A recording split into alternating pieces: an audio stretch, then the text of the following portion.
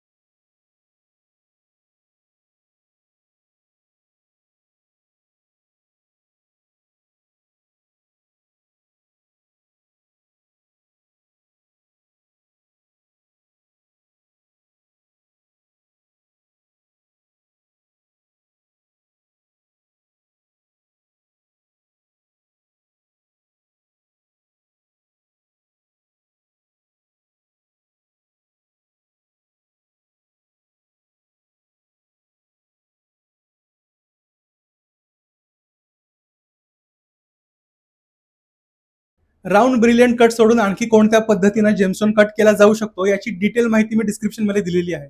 Gemstone बद्दल आणखी कोणतीही शंका असेल किंवा माझ्याशी पर्सनली येऊन तुम्हाला भेटून बोलायचं असेल तर तुम्ही शोरूम मध्ये केव्हाही येऊ शकता. शोरूमचा पत्ता आहे श्री कुबेर ज्वेलर्स, कुबेर चेंबर्स, इंचगिरी मठाच्या समोर, विजापूर रोड, सोलापूर.